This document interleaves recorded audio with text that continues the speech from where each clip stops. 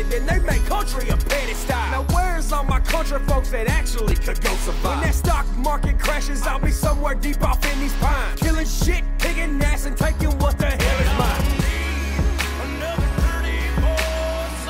How's it going, everybody? Flint from Flint and Steel Survival. Sorry if I sound a little sick still, it's because I am. This is the Apocabox for October. It is the Nomad box. Pretty excited. It came in a nice muted color. I can't never get these stickers off, so I just blacked out my address. But we're opening it today with the Hidden Canyon Hunter by Benchmade.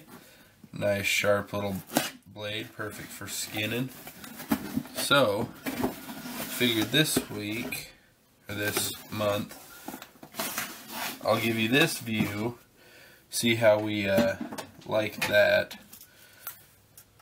Put this away. Okay. Coming in December, the Apocabox Taiga, I believe. I like how he's been theming them. Alright, here's the list. And then here is a Whiskey Knives ad. So first up, we have the Nomad tattoos. Every wandering Nomad has to have a tattoo or 10. Use these to let your inner Nomad shine. Be sure to post photos on Instagram using Apocabox. Not if, but when. Survival is simple, just don't die. A couple of Apocabox ones. The Crow, Bow Drill Set, Creek, and then Apocabox, Nomad, temporary tattoos.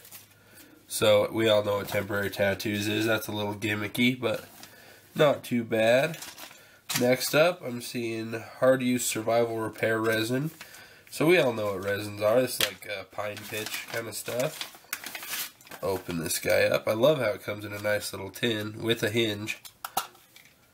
Look at that. It's almost like little pieces of hot glue, but little squares you can heat up and make arrows stick in a little bit better. You can repair gear. This would also waterproof something. If you have a hole in a boot, you can waterproof it again. Fix tools, make tools, store it anywhere. Hard use survival repair resin. Heat, use, let cool. Easy to use, reusable, waterproof. Use in place of pine pitch, exactly like I said. Hank Gevedon, Reptile Toolworks at yahoo.com, and Dave Mead at KaiRiverTradingCo.com. Follow us on Facebook. How to use, many benefits and uses. So here's all their uses. I love how it's handwritten. That's so cool. They like drew these pictures by hand, they wrote it, and then just copied it a bunch of times. And then on the inside, all the different more uses, and then ridiculously long shelf life, not be affected. So if you want to read it, here, I'll open it and you can pause and read. Hopefully that is in focus. Here's the back. Pause and read if you feel like it. Alright, I'm already pretty happy. That's a really cool item I never would have thought about. Alright. So that is Nomad hard use resin. Every Nomad has a need for high quality repair resin. This thermal glue is the best I've ever used. Heat it up to apply, let it cool for the best field adhesives you can imagine. Whether gluing arrow points or salvaging a broken rucksack, this is resin you can rely on. In worst case scenario, also, it does not expire. Next up, let's see. Bearded Butcher Blend Seasoning. Formulated by the Bearded Butchers of White Feather Meats, our original Bearded Butcher Blend Seasoning is an additional blend of sea salt and mild spices with no MSG, sugar, anti-caking agents. This stuff is as clean as it gets. Special edition 1 ounce original seasoning shaker in your bug out bag. It's sure to improve any survival situation. I love the size of it already. Let's see if I can get this knot out. I might cut this real quick. Not the bag, obviously. I kind of like it, but I might cut the video while I undo this.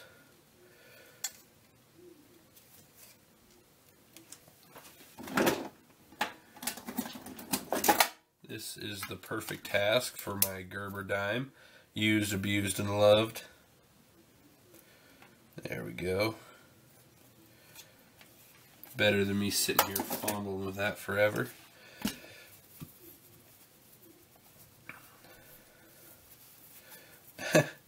I love it. So this is original. It comes in this tiny little shaker. It's sealed already. So I'm going to leave it sealed. But one of these days I might do a cooking video out in the woods and tell you how it tastes. Man, I love that little bag. It's awesome. Bearded Butcher Blend. No doubt you'll be scavenging less than tasty meals from less than desirable areas while living a lonely life on the road. Whether roadkill, wild game, or a bland pot of beans, this blend of spices will make every meal taste its best. See their other flavors at beardedbutcherblend.com. Alright, next up, the Pocket Field Guide Book of Lists. Authors Creek Stewart, Jacob Perry, Hank Gevedon, Dave Mead. So this is the same guys that made this stuff, that also wrote this with Creek. So it's an introduction.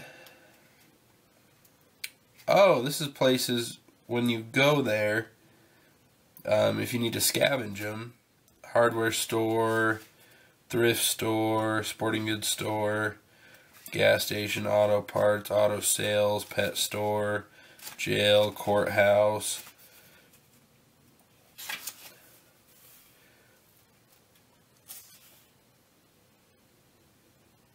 Yeah, so this is just things you can get at all these different places.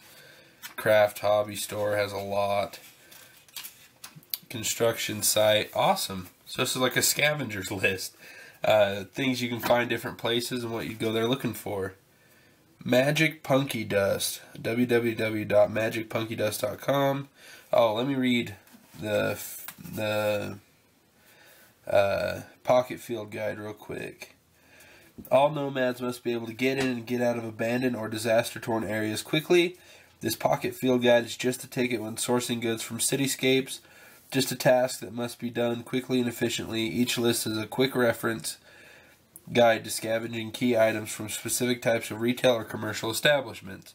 So one thing you got to remember is, especially here in America, everybody's going to have a gun, and if SHTF, they're going to be shooting at you to find what you're looking for. Anyway, the Punky Dust. As many of you know, I, Creek, am a huge fan of utilizing punky wood as a fire starting resource. Last year at an Escape the Woods event, I met Alan Wirtz. Alan took punky wood to an entirely new fire starting level. He blended choice punky wood in a food processor to create the finest punky dust I've ever seen. I asked him if he could bottle it for thousands of subscribers, and he agreed, just to prove how awesome it is. I've designed this month's skills challenge around utilizing Alan's special magic punky dust. See details below. I can't really smell, but you can see that. It looks pretty fine. So let's see what the challenge is. It looks like there's not a lot in here this time because there's some bigger items, especially reading this list. Some stuff I'm going to find. Next up we'll go with this little brown bag. Looks like we have a large magnifying glass for starting fires. Nomad solar lens. Every nomad should possess not only a good fire starting lens, but also the knowledge of how to use it. Then focus the sun's rays to start a fire. See the skills challenge below for details about how to get it done utilizing this 3x glass lens. So I also have the Dave Canterbury lens. It's really bowed out and really small. I got that from Uncle Redneck when I won his first giveaway, I believe. The one where he made a nice little fire pouch. This thing is awesome. It's just another one to put in a kit. I've started a fire by magnification before, and I know we've all burned ants as a kid and stuff like that. So that's awesome.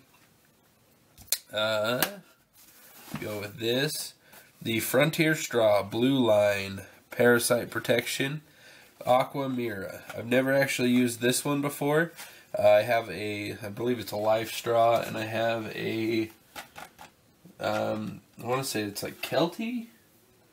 I don't remember. We have a hiker version of a bigger water filter. But this is awesome. You can never have enough of these. USA made. cyst removal, chlorine taste and odor removal, fits in your pocket, you know, blue line, parasite protection. Water will be a top priority of every wandering nomad. The ability to quickly and safely source drinking water without risk of getting sick is critical. This straw style can handle up to 30 gallons and is BPA free, chemical free, and iodine free with a filter made in the USA. When surviving off the land, weight is always the issue. The filter is so light you won't even notice it in your pocket or rucksack. Now you can drink safely from any open water source in North America. Awesome, awesome item. And honestly, it says pocket or pack. Keep a water filter in your pocket, because what if you lose or have to abandon your pack? At least you're going to have water. So this is essential if you're bugging out or even camping usually, or hiking, anything. Keep one of these in your pocket or on your person. Make sure it's somewhere that you don't have to leave it somewhere, in my opinion. Next up, got a couple shreds of newspaper. Alright, this is a white bag. Let's see what we got here. This is...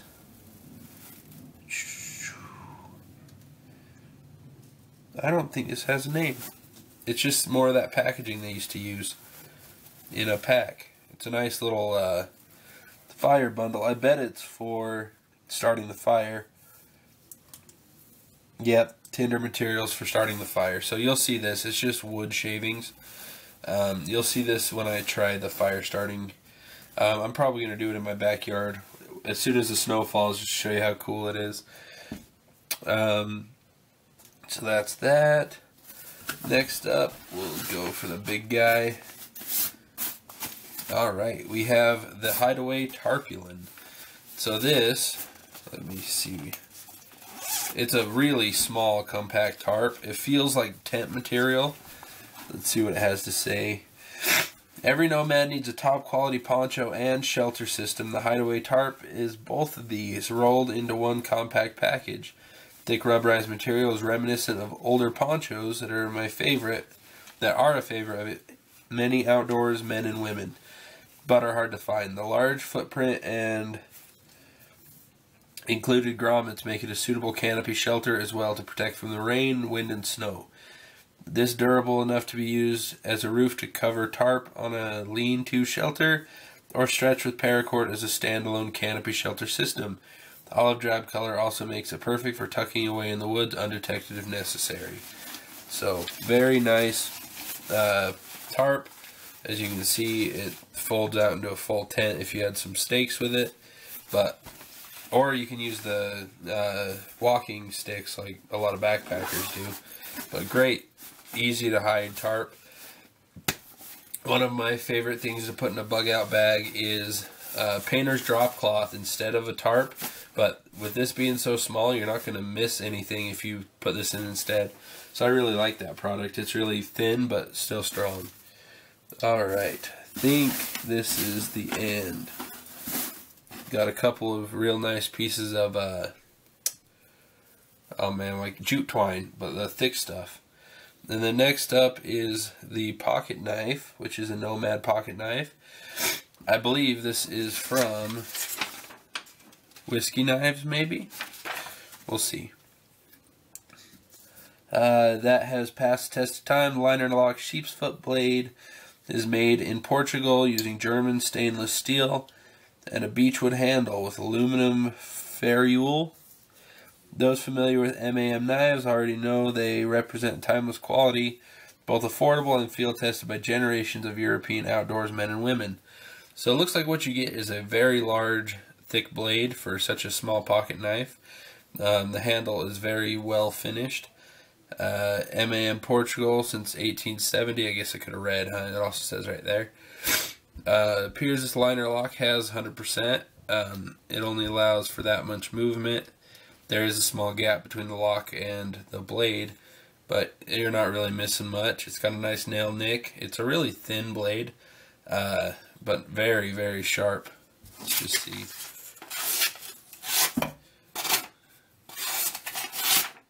For a guy that's crap at a paper test, this thing's pretty dang sharp. I I don't know if you'd be able to use this very hard, but it's a nice knife to just throw in a kit. It would be good for eating, it would be good for carving, it would not be very good for wood processing at all, obviously.